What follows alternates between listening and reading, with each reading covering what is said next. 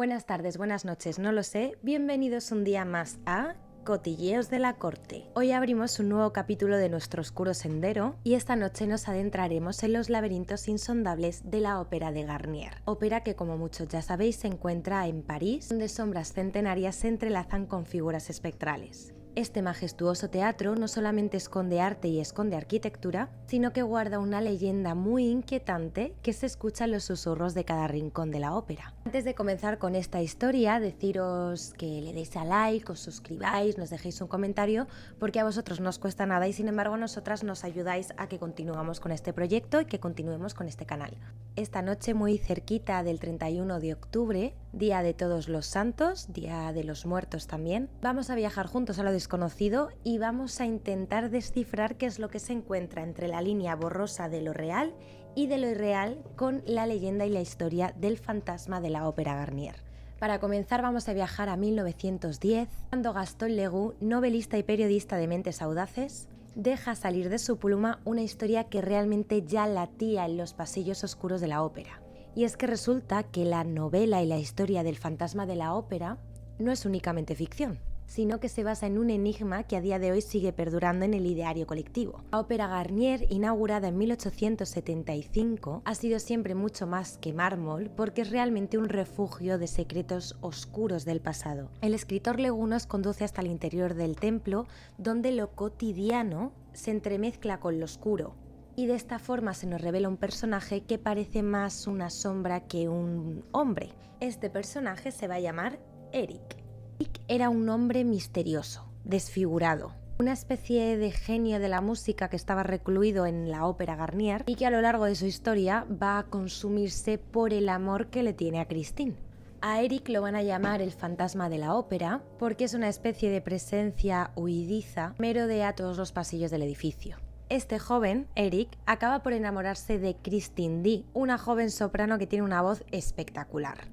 Pero no es un amor realmente bonito ni es un amor realmente sano, ya que acaba siendo una verdadera obsesión. Desesperado por este amor tan tóxico, Eric termina siendo un verdadero manipulador que amenaza y aterra a la pobre Christine. En un principio, para ella, Eric es una especie de enigma, mitad monstruo, mitad persona. Ella básicamente queda atrapada en una especie de sentimiento de fascinación, de miedo.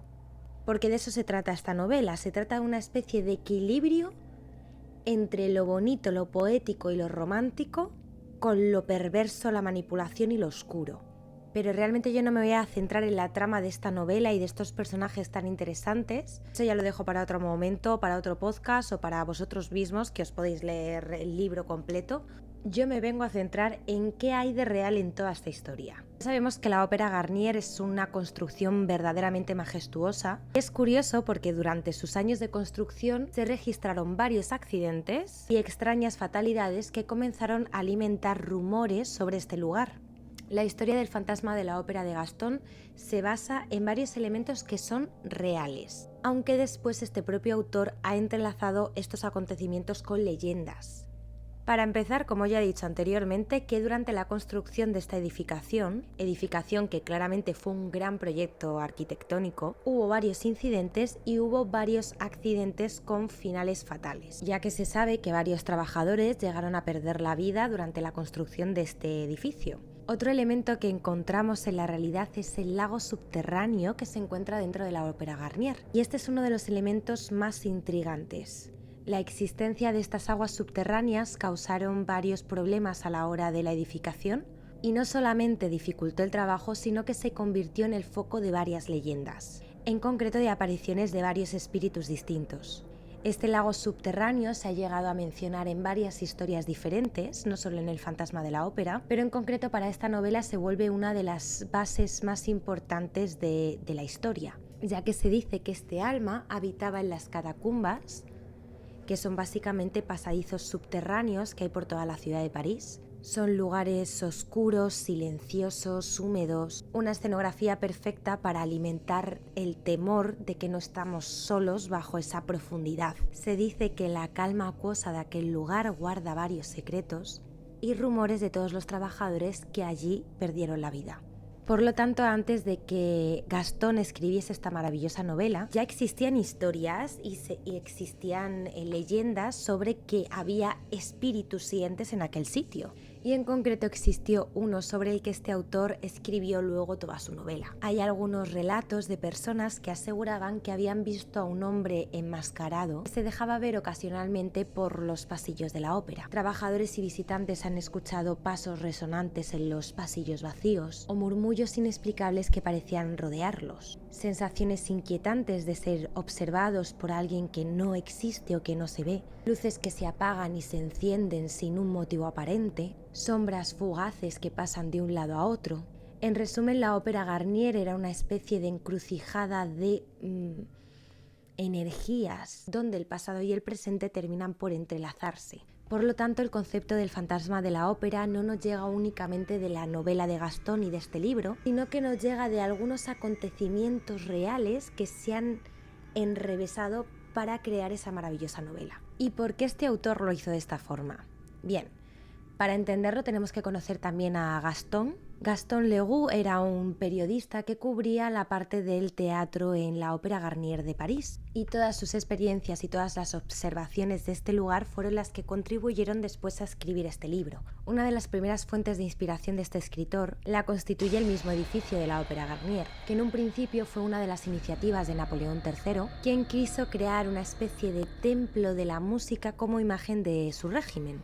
Ya al comenzar las obras, en 1862, aparece un primer obstáculo, que es precisamente este afluente del Sena que pasaba justo por el lugar donde se iba a construir. Por lo tanto, este edificio se alza sobre tierras pantanosas, lo cual era una amenaza para la estabilidad de la propia ópera. Para asegurar los cimientos, el arquitecto Charles Garnier creó como una especie de lago artificial aislado por muros que debía dar una estabilidad y evitar de esta forma las filtraciones de agua. Que sepáis que en la actualidad eso sigue en aquel lugar y son los bomberos parisinos los que lo drenan 2 veces al año para evitar que el nivel del agua suba y proteger de esta forma a los peces ciegos que lo habitan. Porque sí, ese lago tiene peces.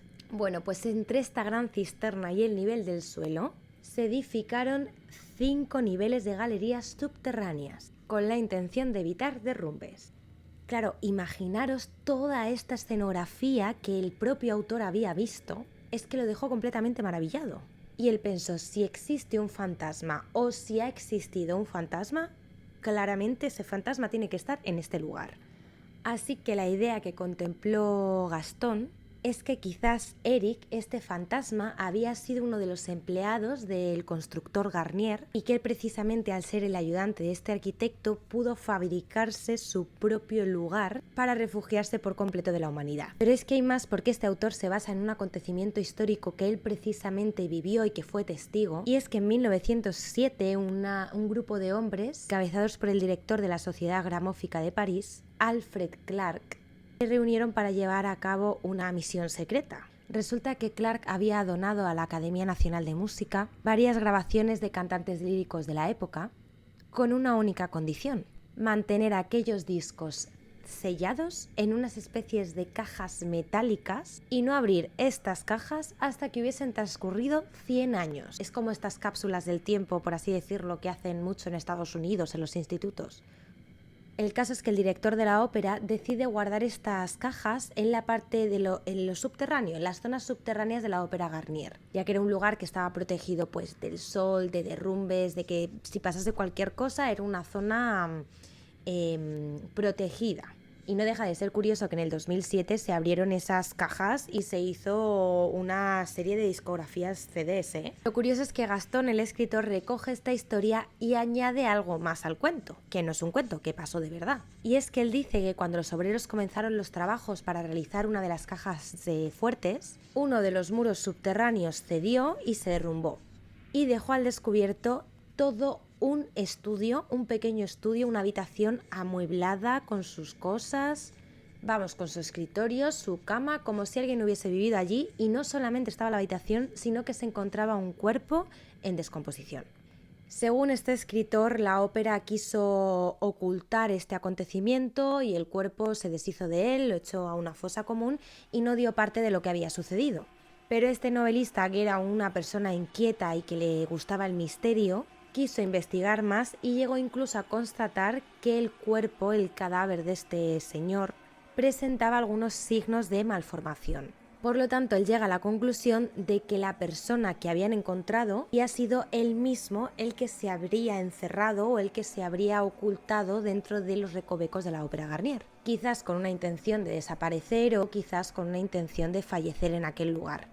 La realidad es que no nos consta, no existe documento ninguno que avale la historia de Gastón, pero lo que los historiadores dicen es que si ese cuerpo se encontró es muy probable que hubiese pertenecido a uno de los hombres que había participado en la Comuna de París. Fue una especie de guerra civil del 1871 que duró 15 días y que dejó muchísimas muertes. Y esto tendría mucho sentido porque se sabe que en 1870, durante el asedio de París por los prusianos, sirvió de refugio de almacén, de munición y de alimentos. Y durante muchísimos años después de la Comuna siguieron apareciendo cadáveres por toda la ciudad de precisamente este momento histórico.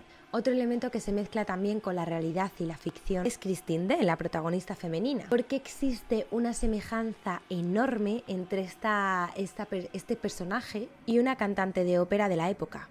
Al parecer, Gastón se habría inspirado en el personaje de Christine Nilsson, ambas nacidas en Suecia, ambas eran hijas de campesinos, sus madres habrían muerto cuando ellas dos eran pequeñas y ambas habían sido apoyadas por sus padres para continuar con su carrera musical.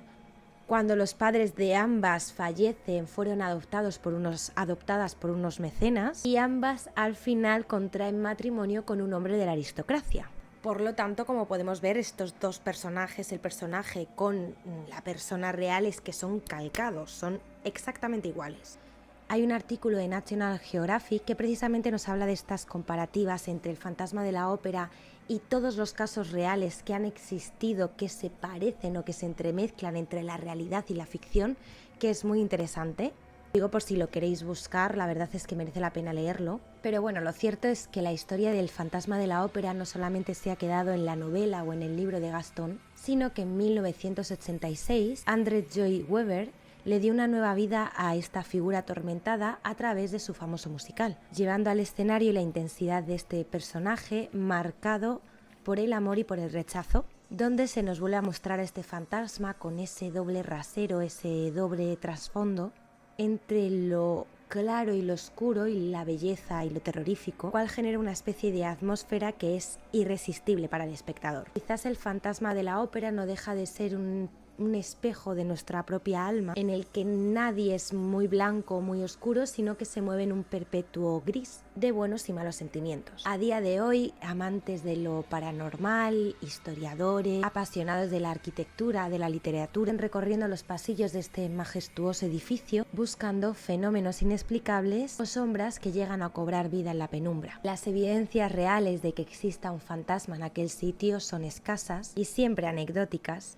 pero la ausencia de sus pruebas realmente no ha sofocado nunca la teoría. Y lo cierto es que el cielo gris de París lo único que hace es incrementar la leyenda de este sitio, generando en torno al edificio una especie de aura que cautiva e intriga a quienes la ven, puesto que la ópera Garnier no deja de ser una danza entre sombras y luces, donde la realidad parece jugar con lo irreal. Así que ya lo sabes, Cotilla, cuando visites París, acuérdate de visitar este magnífico edificio. Y no te olvides de dejarnos un like, un comentario, seguirnos, suscribiros en nuestras redes sociales para que sigamos hablando del misterio en torno a la historia. Un día más es un día menos.